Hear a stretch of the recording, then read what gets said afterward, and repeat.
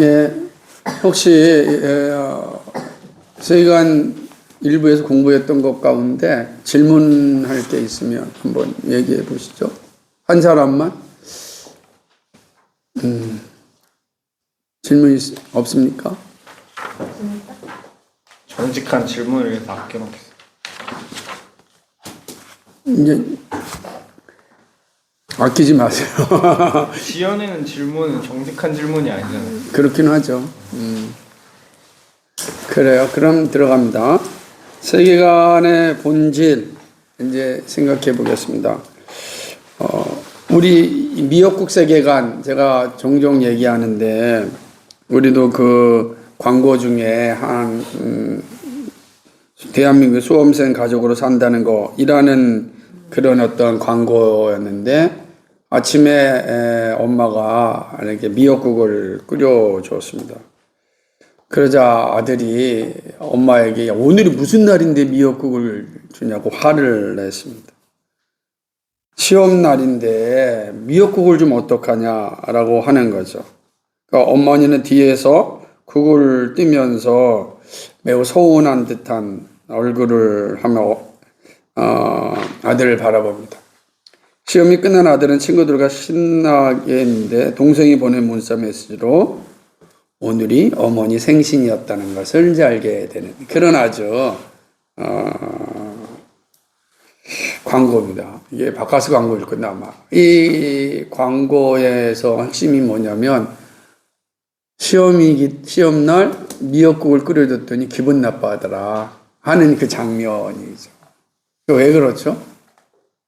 미역국을 먹으면 어떻게 되기 때문에? 이렇게 생각하는 게 자체가 대한민국 사람만 갖는 미끄러진다는 생각을 갖는 거죠. 우리 자연스럽게 대답을 하는 건 이런 생각들이 문화로 들어와 있다라고 하는 겁니다. 그러니까 문화로 우리가 지금 인식되어져서 그래서 그냥 이왕이면 뭐 시험 보는 날은 미역국 먹지 말자 뭐 이런 생각이 있는 거죠. 이런 것들이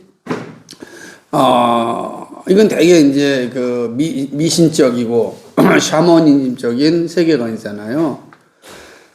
미역국 먹고 떨어질 거라면 뭘 공부하겠어요, 1년 동안, 그죠? 말이 안 되는 건데, 그런데 불구하고 우리는 그런 미신에 이제 빠져 살아가고 있는 거예요. 그러다 보니까 대한민국 사람들은 정말 미신을 좋아합니다. 정말 좋아하죠. 타로점도 좋아하고, 온갖 점쟁이 찾아가고, 안 그러겠어요?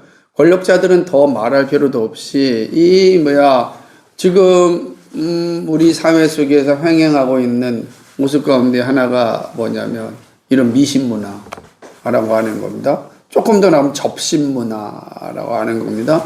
이런 것들이 가득한 거는 그 세계관이 우리 안에 되어 있기 때문에요.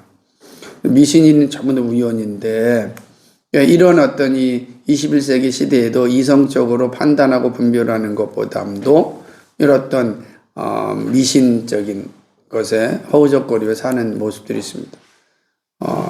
그럼 기독교와 이런 샤머니즘과 어떤 차이가 있느냐 이렇게 질문할 수가 있을 거 아니겠어요? 기독교도 초월적인 하나님에 대한 이해를 다 가지고 있으니까 하나님의 섭리도 있고 하나님 간섭하심도 있잖아요. 그 성령이라고 하는 영적인 존재도 우리가 다 고백하고 있지 않습니까? 그럼 차원이 뭐겠냐라는 거예요. 그래서 우리가 바른 기독교를 이제 인식하고 듣지 못하고 이상한 그러니까 샤머니즘적 기독교를 많이 보았기 때문에 별 차이가 없네 라고 생각하는 그런 현상이 우리 안에 있는 거죠. 사도 이후로부터 모든 교회는 철저하게 성경 중심으로 신앙생활을 했어요. 성경이 가르치는 것 안에서. 그리고 성경이 말하는 것에 충실하게 따른 것이 사실은 이 기독교의 본래의 모습이었습니다. 말씀 중심이었다는 거예요. 하나님도 말씀을 통하여서 일하신다라고 하니까 그러니까 말씀이 없이 존재하지 않아요. 그럼 말씀이 가르치는 것이 무엇인지 잘 분별하지 않고 살피지 아니하면 뭐가 돼요? 샤머니즘이 되는 거예요. 그러니까 기독교가 기독교가 샤머니즘이 될 수도 있고 인격적 종교가 될 수 있는 기준이 성경에 있는 거예요. 성경을 떠나서 종교인 생활을 하면, 교회 생활을 하면 바로 뭐가 돼요? 샤머니즘화 되는 거예요. 그리고 철저하게 샤머니즘의 핵심이 뭐예요? 절대 복종이잖아요. 교주가 있으니까 교주에게 어떻게 질문을 해요? 그러니까 절대 교주화 되는 거예요, 샤머니즘은. 그러나 기독교는 그러지 않아요. 오직 인격적인 하나님이 계시니까 그 하나님과의 교통하고 교제하고, 그리고 목사는 그 하나님의 뜻을 전하는 중개자예요. 그 얼마든지 질문하고 또 응답하는 과정을 갖는 거예요. 저 개념이 다르단 말이에요. 이해가 되죠? 그러니까 우리의 세계관의 핵심 가운데 하나는 성경이 말하고 있는 게 무엇인지를 잘 살펴야 된다는 거예요. 성경이 말하고 있느냐, 성경이 그렇게 이야기하고 있느냐라는 걸 봐야 돼요. 우리가 살아가는 모든 삶 속에 최소한 95% 이상은 다 성경에 다 나타나 있다라고 봅니다. 나머지는 정말 하나님의, 그러니까 우리를 넘어서는 건 초월적인 하나님의 섭리에 있는 거죠. 그런데 우리가 성경을 충분하게 살피지 아니하면 우리가 생각하는 하나님의 뜻이 무엇이냐라고 하는 것을 이상하게 생각하고 또 나타내고 그렇게 살아간다라고 하는 것입니다. 그러니까 한국 사회가 가지고 있는 어떤 세계관은 이렇게 샤머니즘 세계관, 그 다음에 또 하나는 뭐냐, 중국으로부터 내려온 유교적, 성리학적 세계관, 이런 것들이 이제 기독교에 가득하죠. 그리고 오랜 시절 동안 한국 사회를 지배했던 불교적 세계관. 그러니까 한국에는 이렇게 불교, 앞으로는 유교, 그 전에는 불교, 그리고 그 전에는 샤머니즘.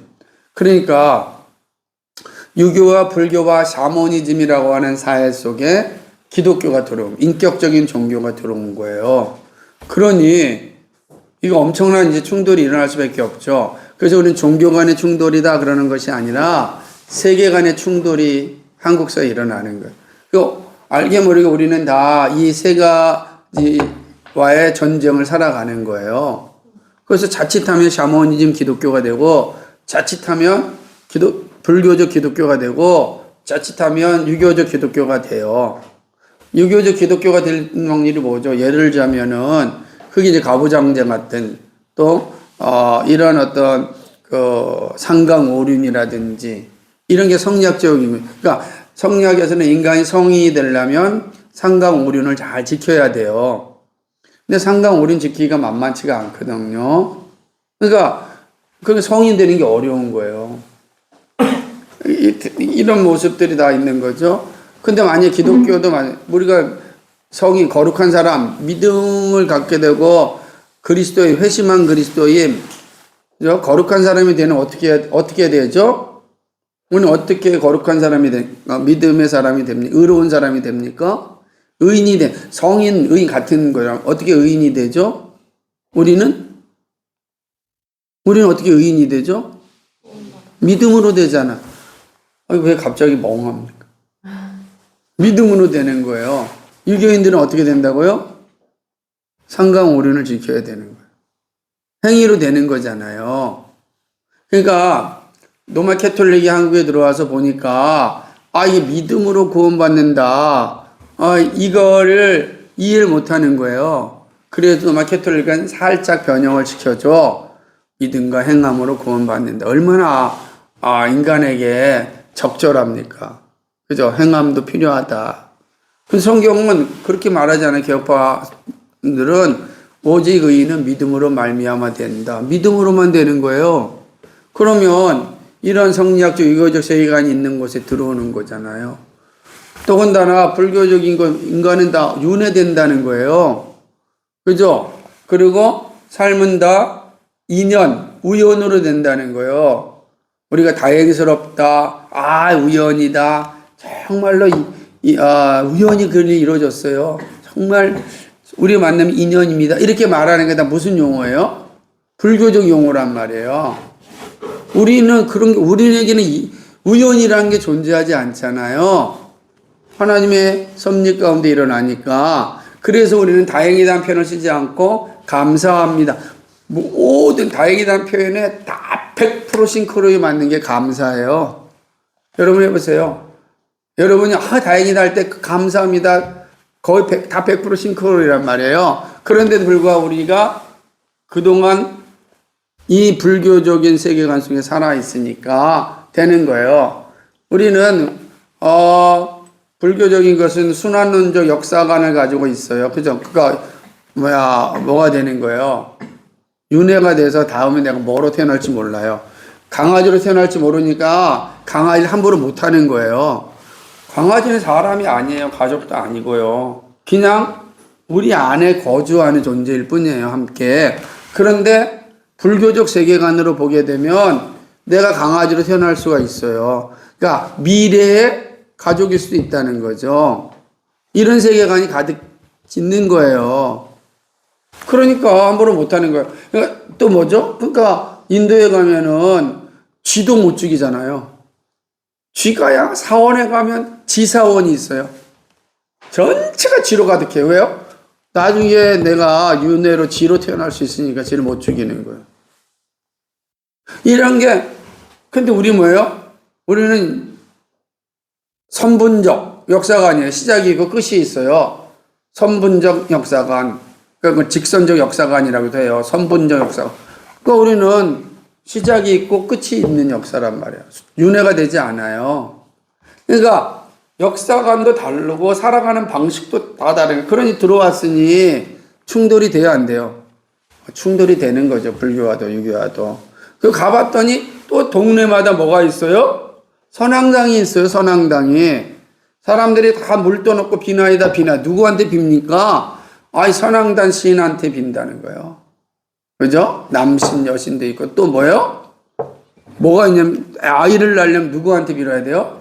삼신 할머니한테 빌어요. 이게 전부 다 한국 사회 밑바닥부터 전부 다 뭐가 있어요? 샤머니즘화 되어 있다고요. 우리 안에는 샤머니즘이다. 그게 드라마를 통해서 계속 나타나고, 파묘 같은 영화가 그런 거 아니에요? 샤머니즘의 아주 전형적인 거 아니겠어요? 그죠? 그러니까 샤머니즘이 가다 보니까 뭐가 있습니까? 집터를 좋아해요. 집터. 뒤에 책 나오지만은 관상. 이런 것들. 그러니까 이런 것들 모두가 다 뭐예요? 여기에 한국적인 세계관에 다 들어가 있다. 그러니까 우리는 여기 보면은 그래서 세계화 운동은 이렇게 얘기해요. 여기 여러분 52페이지 보게 되면은 이 미들턴과 왈시는 이렇게 말합니다. 세계관은 사고의 체계가 아니라 오히려 인식의 틀이며 사물을 인지하는 방법이다 라고 이야기하는 겁니다. 제임스 사이어는 세계관이란 이 세상의 근본적 구성에 대해 우리가 의식적으로든 무의식적으로든 견지하고 있는 일련의 전제 혹은 가정들이다. 그죠? 어브람 카이퍼는 삶의 체계라고 하였어요. 그리고 월터스는 한 사람의 사물들이 갖고 있는 기본적 신념의 포괄적 틀이라고 하였습니다. 앤트로 호페코는 총체적인 인생관을 표현하는 실제에 관한 그의 전제들의 확신들의 총합이다 그랬어요. 다 그런 겁니다. 그리고 이승구 교수는 이 세계에 대한 그 나름의 관점, 그 나름의 이해가 각자의 세계가 아니라 했습니다. 신구고는 세상과 인생을 내다보는 창이며 세상과 인생에 대한 이해와 알의 통합적 기초라 그랬어요. 양승우는 사건이나 상황 또는 자신을 포함한 주변 세계에 대한 인식 또는 판단의 기본이 되는 전제의 틀이라 그랬어요. 성리호 목사는 마음의 안경과 같은 것인데 사람이란 누구나 갖고 있는 사물과 세상을 보는 관점이라고. 그러니까 다양하게 세계관에 대한 이해를 하는 거죠. 그러니까 다 맞잖아요. 여기서 핵심적인 하는 전제라. 전제가 공통적으로 나타나는 거예요. 전제. 인식의 틀이며 사물을 인지하는 방. 우리 각자가 전제를 가지고 있어요. 그 전제에 따라서 사실은 세상을 보는 거야. 그럼 전제는 어떻게 생겼느냐? 내가 태어날 때 이미 문화로 되어져 있고, 태어나서 알게 모르게 부모로부터 계속해서 교육받았고, 그리고 살아가면서 다양한 사물들을 만나면서 이미 어린 시절, 유치원 시절에 다 채워진 거예요. 그리고 나머지는 그 위에다가 하나씩 탑을 쌓아서 나의 정체성을 만들어 간다. 그러니까 뭐가 중요하겠어? 태아 교육이 중요하고 또 아이들 태어났을 때 아이 교육이 중요하죠. 누가? 부모가. 그럼 자식이 다르단 말이에요.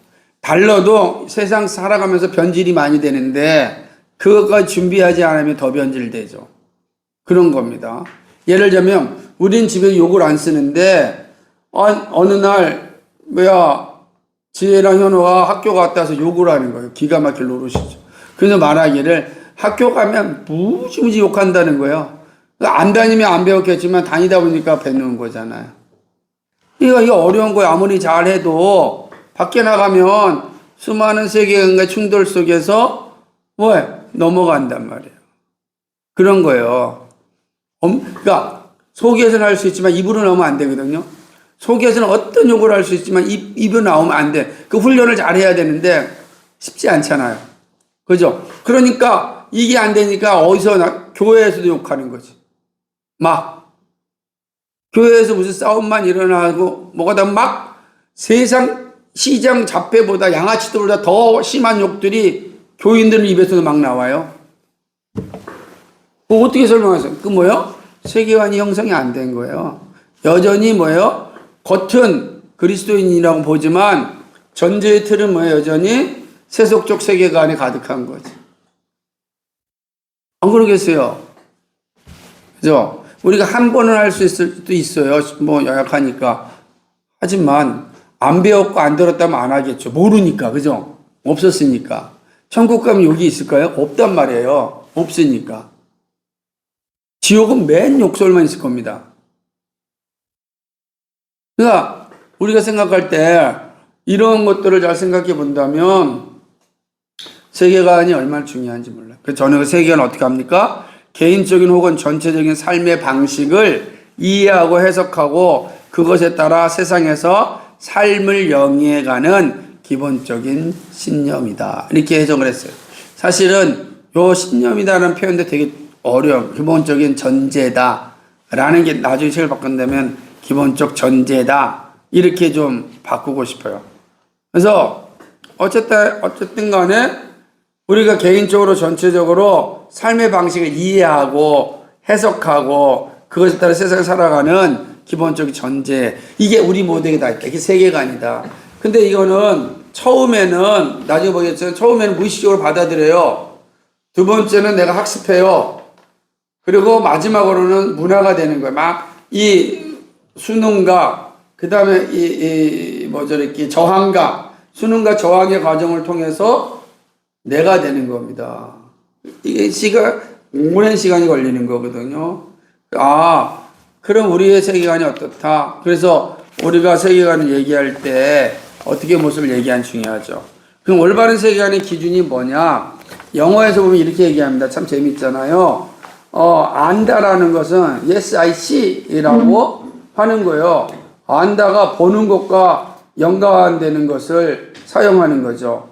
근데 우리는 사물을 이해하는 데 있어서 듣는 것과 연관된 표현을 사용합니다. 잘 들어. 말귀가 어둡다. 알아들었어? 라고 이야기하는 거죠. 그러니까 본다와 듣다의 차이가 서구와 우리의 차이를 가지고 있는 거죠. 인생과 사물을 이해하는 일들에 있어서 마찬가지죠. 보는 것과 듣는 것에 어떤 차이가 있을까? 박종훈 교수가 본다는 것과 듣는다는 것의 논문에서 이렇게 얘기해요. 보는 것은 노고스적으로, 듣는 것은 파토스적이다는 거예요. 다시는 본다는 것은 지성적이고 이성적이고 논리적이고 능동적인데 듣는다는 것은 정적이고 감성적이고 직감적이고 수동적이라는 거죠. 그러니까 우리는 이걸 보게 되면 우리는 다 그래서 새가 노래한다로 하지 않고 새가 운다라고 우리가 종종 표현하듯이 우리는 매우 감성적인 게 강한 민족이에요. 그죠? 그러니까 본다와 듣는다. 본다는 건 확인한다는 거예요. 듣는다는 내가 느끼는 거예요. 그러니까 이런 것들이 사실은 세계관을 볼 때 되게 분별되어 있다. 이게 볼 수가 있죠. 그러니까 그런 차원에서 본다면 세계관이 다 가지고 있는데 이 세계관이 옳은 세계관이냐 견고한 세계관이냐 아니면 견고하지 못하고 바르지 못한 세계관이냐 라는 것을 확인하기 위해선 세 가지 기준이 필요하다라고 하는 겁니다. 세 가지는 뭐냐면 일상성과 이제 통일성인데요. 가장 중요한 겁니다. 논리적 모순이 없어야 된다라고 하는 거죠. 그러니까 올바른 세계관은 결코 내부적으로 모순되거나 분열된 삶을 조장하지 않는다. 세계관이란 제멋대로 보인 신념의 집합이 아니기 때문에. 그래서 세계관은 삶에 대한 통일적 시각이죠. 논리적 일관성이라기보다는 결단의 통일성이다. 그러니까 어떤 일을 할 때 항상 일관성이 있고 통일성이 있는 거예요. 세계관을 가진 사람은 항상 이게 되게 중요한 거죠. 예를 들면 일하기 싫은데 마음껏 돈을 쓰고 싶다. 결혼은 싫은데 아이를 갖고 싶다. 이게 되게 모순적인 거잖아요. 그 모순적인 사람은 항상 모순적으로 살아가요. 잘 보세요, 이게. 그러니까, 왜냐면, 그렇게 만약에 결혼하신 아이는 갖고 싶은 거예요. 사유리처럼 이렇게 정자를 사가지고 자기가 아이를 가졌겠죠. 아이를 잘 가르친다 할지라도 그 아이의 부모가 모르잖아요. 그러니까 이미 정자 안에는 온갖 DNA가 다 들어있다고요. 도대체 알지 못하는 상황들이죠. 그거 어디 감당할 수 있겠어요? 이게 자라나면서 전혀 다른 얼굴로 나타날 텐데 지금은 그러지 못해도 그 아이가 자라면서 겪는 혼란, 그 다음에 겪는 고통은 아무 관심이 없는 거예요. 그냥 내가 애기 키우고 싶은 거에 장난감 키우듯이 그게 되겠냐라는 거지. 이게 세계관이 깨진 사람, 올바른 세계관을 갖지 않았기 때문에 나타나는 거예요. 일하기 싫은데 돈 벌고 싶다. 얼마나 불합리합니까? 그죠? 세계관이 깨진 사람들이 주로 가진 거거든요. 그러니까 우리가 이런 것들을 잘 인식하는 게 되게 중요하다. 두 번째로는 뭐냐면 현실과 소통하는가, 삶의 현상에서 자연스럽게 소통하는 거죠. 제가 이거 쓸 때 예를 잘 드는 게 군대에서 가스실 훈련인데 가스실 딱 들어가면요. 여러분 여자들은 잘 경험하지 못했지만 가면은 교관이 갑자기 이 방독면 쓰고 들어갔는데 방독면을 벗으라는 거예요. 지는 안 벗고. 그러면 정말 미쳐요, 막. 그 안에서 사람이 1분 이상 못 견디죠. 그러다가 밖으로 내보내면 그 자연의 공기를 마시는 순간 얼마나 마음껏 호흡하잖아요. 세계관은 그런 거예요. 세상 속에서 이렇게 호흡하느냐. 가스실 갔다면 되겠어요? 못하죠. 세계관은 항상 현실 속에서 소통하고 있다라고 하는 거죠. 예를 들면 이런 겁니다. 사회주의 세계관은 이런 측면에 잘 나타나는데 사회주의는 모든 것 시작을 물질에 두고 있고 물질 세계 문제는 자본주의 체제 때문에 발생한다. 봐요. 그러므로 정치 경제 문제 해결이 없이는 이 땅의 문제 해결할 수 없다. 그래서 정치 경제 혁명을 통해 빈부의 문제를 해결하고 모두가 평등하게 살 수 있는 나라를 만들 수 있다라고 생각합니다. 그런데 안타깝게도 소련에서 이 사회주의 세계관이 나타났지만 어떻게 됐습니까? 실현되지 않았습니다. 지금 소련은 빈부의 격차가 얼마나 심합니까? 양극화 얼마나 심합니까? 그죠? 아주 고위 권력층은 어마어마한 저택에 모양 풀빌라에 살지만 가난한 사람들은 얼마나 힘들게 삽니까? 그게 사회주의입니까? 사회주의는 무드 같아야지 위로부터 아래까지. 그러니까 불가능한 거를 가능하게 이게 맞지 않는 거예요. 현실에 작동하지 않아서 사회주의 세계관은 건강한 세계관이 아니라니까요. 이해가 되죠? 그런 측면에서 보면 건강한 세계관은 작동하는 거예요. 그럼 자본주의 세계가 건강하냐? 고민해 보셔야 돼요. 건강하지 않아요. 다른 것보다 좀 나을 뿐이라는 거죠. 그러니까 우리가 분석하는 게 되게 중요하다라는 거죠. 세 번째로는 그런 측면에서 교정 가능성이 있어야 되는 거죠. 무슨 말이냐면 이 세계관은 항상 교정할 수 있어야 돼요. 딱 붙여 있는 것이 아주 유연하다라고 하는 거죠.